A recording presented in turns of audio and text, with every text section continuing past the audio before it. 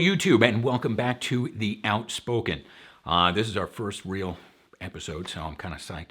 I'm not going to go too long on these things. I don't know about you guys, but I love YouTube. But when I see videos and then it's like, it says like 38 minutes long or 42 minutes long or whatever, I was like, nope, I don't have time for that. So we're going to try to keep these somewhat brief, but I wanted to stop in and, as promised, start answering some questions. If we don't get to yours, it doesn't necessarily mean that we skipped it. We might just get to that next time. But still leave your questions in the comments below on this video, and we'll check the comments on all the videos and then try to answer them. These that we're going to discuss today are kind of related, so I wanted to get to those first. So first, Jody Krangle asks, I love Jody Krangle, by the way. I'd love if you could talk about rates as they pertain to usage.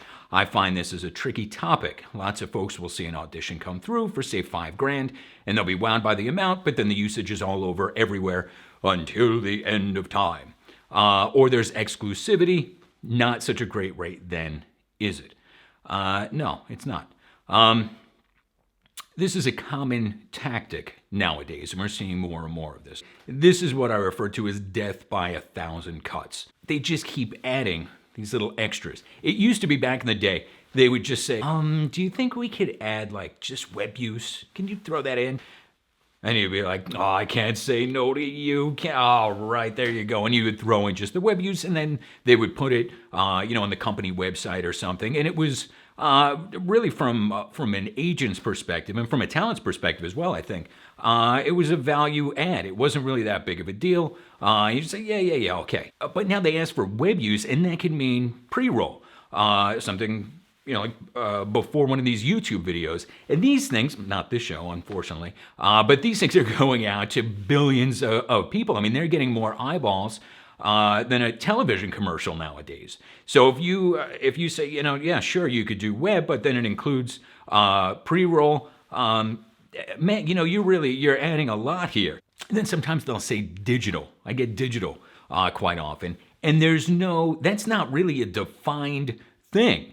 So they'll just say, oh yeah, web and digital. And again, it's another one of these kind of glossed over, like it's part of the package. It didn't used to just be expected that this is what you were going to add. But that's, this is the new normal. And you said, well, listen, I'm sorry, because every client that we talk to has a different idea of what the hell digital means. And they go, oh, well, it's just web, like the client website. Okay, well, then why don't you just say web? I don't know, digital sounds better. That's what people are saying nowadays. But then you have another client, and their idea of digital is Hulu and Netflix and pre-roll and whatever. And you're like, wait a second, this is like a completely, different thing. We had one client actually, they said digital, and they said, well, that would include like web radio, meaning, Pandora or streaming or whatever. You're like, no, man, this is, we're adding all kinds of stuff here. Again, death by 1,000 cuts. Or they'll ask for tags. Listen, can we throw in a tag at the end? Yeah, okay, But then you look at the tag and you say, well, now this tag technically is creating another spot. So if this was a union spot, you're voicing on two spots. And they'll say, well, this is for the West Coast, and then there's a different tag for the East Coast or whatever. Or sometimes they want 14,000 tags because they're little local dealer commercials that are all over the place. So again, you got to, hey, what exactly are you asking for on top of this? Industrial. They'll ask for industrial use sometimes too, and that can sometimes mean a few different things as well. So if you're not working with an agent and you're doing this yourself as a talent, you got to find out, listen, what exactly is it that you want? And where am I going to draw the line of just throwing stuff on top? If you're hiring voiceover talent, be clear and understand if you're asking for all these different types of usages on a non-union project. If it's a union thing, they're going to pretty much be added automatically. But on a non-union project, these are separate projects that you're asking for. You're asking a big favor here, basically. You're asking to add what really amounts to more spots for nothing. So expect some pushback, and talent have to know, maybe to push back a little bit. Again, is it maybe not that big of a deal? Again, it's a web thing where they're just throwing it on the client website, or they want to put it on Facebook, which is really not too much of a big deal depending on, how hardcore you are, that could be a value add if you're a talent. And, hey, the client's happy and they feel like you're giving back to them a little bit. You gave them a present and, whatever. But again, you got to be careful of this because, like Jody says, it's all the time now. And the usage is nuts. And then she said, of course, in caps, until the end of time. That's the big one here, man. More than probably anything, they ask for perpetuity. What? This happens where we have people that are doing TV commercials. And you look at the copy and it's like the 2017 Corolla. And you go, listen, there's no way that you're going to be using this until the end of time. You're going to use it for a few months. But then, this client's kind of weird like this. We just did a thing for, it was Harley or something. And it was the same deal. Everything had to be perpetuity when there was a model year on there. So then they're asking for a price. And I'm like, listen, when you're talking now forever. So not only are these spots being run forever, but now talent have a conflict forever. So if you're a talent and you're doing, to use the same example, an automotive spot, and now this spot is running forever and you got X amount of dollars, maybe not a lot. And now tomorrow, Ford knocks on your door, as voiceover clients do, but they say, listen, you're perfect and we want you for our new campaign. You're not doing any other automotive stuff, are you? Yeah, well, I did this thing. It was like $2,000 or whatever. And now you're out. And if that contract is signed, you're out, again, until the end of time, in perpetuity. You have that conflict. So you're in trouble. Clients, listen, man, first of all, don't ask for it if you're not going to use it because you're going to pay for it. The price that I'm going to give you for 6 months or 1 year, 13 weeks, wherever you're going to start is going to be different. And if you want a price for perpetuity forever, yikes, man. If you're not going to use it, you're just kind of throwing money away, which is, that's crazy. Yeah, man, perpetuity. Eesh, don't do it. Listen, you could be doing this for a while and somebody else is going to come and they're going to want you to do something similar. And they're going to say, have you done any of this stuff in the past? Is any of this stuff running? And you have to say, until the sun explodes, yes, it is running because you're under contract for perpetuity. I said something funny about making these short before. Moving on. In a related question, Melissa Exelberth asks, here's something I'm seeing more of lately. People looking for exclusivity for the web. If that's allowed to become a norm, it could put anyone who's been doing this for more than a few months out of business across vast areas of work. And she goes on to, I love you and I want to have your children. It's what she's saying, well, this is kind of a no-no because she's coming from a union standpoint. They don't allow, or wouldn't be allowed to ask for exclusivity on a web thing. It's asked for a lot now, actually. Again, it's one of those things where the client doesn't really need it. The client doesn't even really want it. They just say, well, this is how it works, I guess, and this is what's in the contract. They're going from boilerplate kind of things. Or, well, just to play it safe, we're going to ask for exclusivity. Listen, man, if you're a big talent, which sounds kind of weird, because you go, well, big talents aren't doing web stuff. Everybody's doing web stuff, man. And you could be doing, you got a day where you're not doing something big, and you're doing a ton of web spots a day. In that one day, people are just doing web spots all the time. I mean, that's how it works for quite a lot of talent. And like she's saying, if there's exclusivity for this stuff, man, you're going to be shut down within a matter of time. You do one thing for a college, and now you can't do anything for education. And then you do another thing. I'll use automotive again for an example. Whatever it is, all these things are bang, bang, bang. Now they're shut down for you. Until these spots stop running. And now with web stuff, oftentimes they don't want to cap them. We try to cap them, but they'll say, it's 1 year, or well, it's just a web spot. How long is it going to be on the web? Well, the web, you put it up and it's there forever. Talent can't have exclusivity forever because you're dead in the water there because again, that whole an area of whatever it is, the product or the service or whatever, you can't do that for anybody else now. So you're stuck, man. You voice for Coke, you can't do Pepsi. So you got to be really careful about this, and clients have to be really careful when they ask, because again, if they insist, there's going to be talent that just won't do it, or we're just going to charge them $1 million more, and so will anybody else. So you have to understand how it's serious. It's not just a little You can't work for anybody else during this time.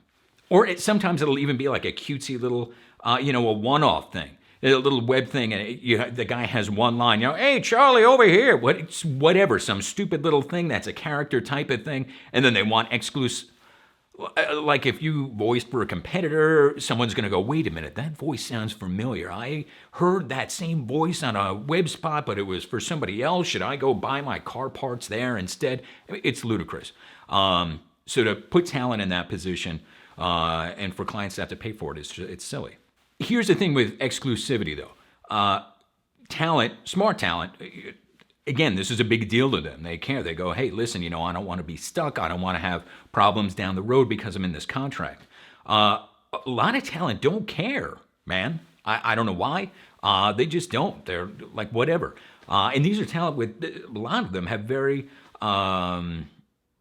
specific types of voice, recognizable voices. Where you go, listen, man, if somebody said, hey, what's going on here? And if that's in the contract, I mean, this could be, a lawsuit. And they're just like, whatever. Like, I'm just going to voice. You're thinking, wow, man, that's a big conflict.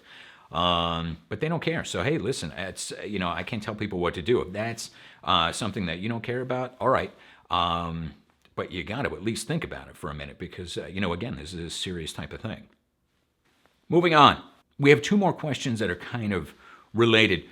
Jamie Thompson asks, I'm wondering how to build relationships with agents, particularly while not living in a big city. I've got a few agents, but they don't really know me. The auditions I get are more like cattle calls and something they think I'd be good for. And Daryl Brown asks, what is the proper etiquette for talent to interact with their agents to stay top of mind? So these are kind of related. You have to understand, and of course, a lot of people wouldn't know. Talent agents are incredibly busy people. Well, at least you would hope that your agent's an incredibly busy person. So if you're taking up their time for no reason, except to be like, hi, I'm still here, like, remember me, love you. Here's what I've been saying for years. When people go out of their way just to remind you that they're alive or remind you who they are, they're reminding you that they're a pain in the ass. You go, oh, that's right, I forgot, you're a pain. So we'll get talent sometimes. They just want to email cutesy little things. I happen to be friends personally with a lot of talent. That's almost a prerequisite for me to rep you. I want to know you. I want to know you're not an insane person, or at least understand what your own particular brand of insanity is, and make sure it's compatible with my insanity, whatever. I'm on a friendly basis with these people anyway. But then still, you'll get these little things. They want to send you these cutesy little memes or blah, and then everybody signs you up to their stupid weekly thing where they got let me show you my kids and what I only care about my kids because I have to. I don't care about your kids, man. Newsletters and stuff are fine. A cutesy little stop in is fine. The way that we do it at my agency, we have emails that are sent in, or we have audition submissions via email. And I like that because it gives me an opportunity to kind of talk with talent a little bit, to ask them a question perhaps, and it's easier for them to ask me a question rather. So we kind of keep up that rapport a little bit. A lot of other agents, they want you to just send in your stuff, through a Dropbox link or something like that. So you kind of have to go out of your way to say hi.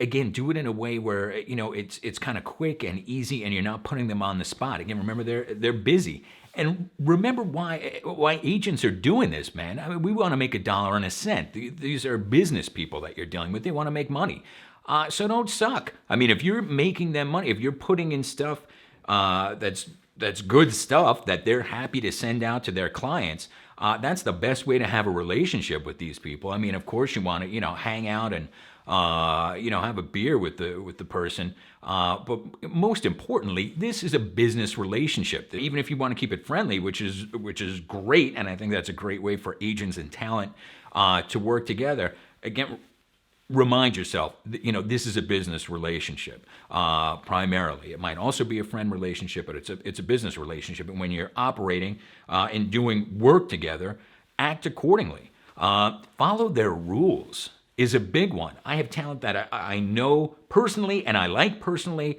and the next time I see them, I'm going to wring their damn necks because they don't deal with even the simplest of requests. Please name your file properly. We'll send out 700 emails. If you don't name it properly, then it gives you problems when we try to upload it through the system and whatever. And they're like, they just don't freaking care. They just won't fix it. They won't whatever. And you're ready to beat them to death. And you go, what's up? I always talk about this too. Oftentimes, we'll get an audition that's for male and female. So we'll send it out. Bob Smith, he's a construction worker. And then there's Sally, she's a 7-year-old girl. And then these like 90-year-old men that have been smokers their whole lives will be like, oh yeah, I'm reading for Sally. What are you, an idiot? You're wasting your own time as well. That is an agent when you're dealing with hundreds of submissions. I mean, we could be working on 10 or 20 projects in a day, and then we have all the talent coming in. Don't waste their time. Presents don't suck. Christmas time, we get an awful lot of stuff, man. I get fat as hell. We eat brownies and cooking, like those baskets full of, whatever, which is great. But you kind of get lost in the shuffle a little bit, again, because the agencies are inundated with all this stuff. You send me a bottle of booze in August, man, you're gonna stand out. If you have a agent that happens to be a lush like me, and you know that they are, hey man, send them a bottle of booze, send them whatever, send them something that you think that they'll like. Don't send them your swag. Like, I don't need any more pens, man. Like, I just, I don't. The other little office type tchotchkes that, talents. Well, if they put it on their desk, they'll see me every day, and I'm not gonna, whatever. All that kind of stuff is always cheap crap anyway. This is a total aside, but the worst of those things, and I've seen them a million times, they're little mints, like breath mints, with the talent's name and their contact info on it. And they go, oh, well, that's like a voiceover, your mouth is open or whatever, you don't want to stink. What do you do with a breath mint? You open it up and you take it and then you throw out the wrapper. Here's your contact information that I'm going to stick this in my pocket and hold on to it. Like, gross, man. So you throw it away. Whatever. Anyways, if you want to butter them up, be creative a little bit and don't send the same crap as everybody else does. But otherwise, just send them what they want, man. Send them great auditions in the way that they want them done. The way we do it, I send out a lot of stuff, and if folks don't want to do it, they don't like the rate, or they don't feel that they're right for it, or they have a conflict or whatever, I just delete it, and do the next one. Other agents are not like that, though. They want you to check in and tell them, I'm not doing this because of X, Y, Z reasons, or, well, do it, man. That's the deal. Most agents are not going to give you a whole litany of rules. There's just a few, so make sure you can at least adhere to them. So are you going to be completely top of mind? Are you going to be, get a gold star?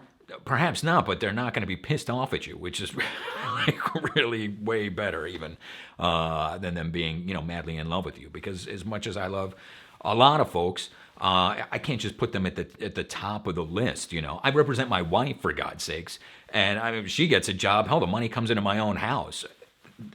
I can only do for her, for the most part, what I do for other talent. I can't, just put her at the top of the list because that's not the way it works. It's not cool. And she does all kinds of stuff for me. Last one, speaking of agents, Lee Gordon asks, what if you're at a voiceover event where there are agents as presenters and you spot one having dinner with other presenters or their family? Is it cool to approach them and pitch them on taking you on as a client, or should you leave them alone, asking for a friend?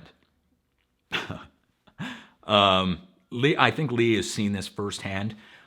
He's been at events where he's seen us just get moshed. If you go to these things, we used to go to Voice and do these things and people know you're an agent. It's just nuts. One time we were at Disney it was a Voice thing out there. And I was there with Lindsay, and she was like, oh, I want to go to dinner at some little French place or something. I really want to go. That was like the only thing we were going to get away and do that. By the time we got out of our room and got there, there was like 20 people that were with us, and then they were putting tables together, and we were just like, well, that was we were only walking like not far, but you get an entourage because, everybody wants to get repped. I mean, I understand. But you interrupt somebody's meal. In the business, we have a name for people like that. They're called jerk-offs. Somebody's eating, leave them alone. They're not going to be responsive to you. They're not going to be happy with you. As far as interrupting my meal, that's absolutely pales in comparison to twice. This is twice now. I've been in the men's room doing what you do at the men's room, standing there busy, and people have been like, perfect, he's not going anywhere, and started their pitch with, hey, I'd really love to work with you, and blah, blah, blah, whatever, which is like, that's just freaky, man. And it's happened to me twice. And when it happened to me the second time, I said, you know what, if somebody does this again, I'm just gonna turn around. Let me pee, man, peace.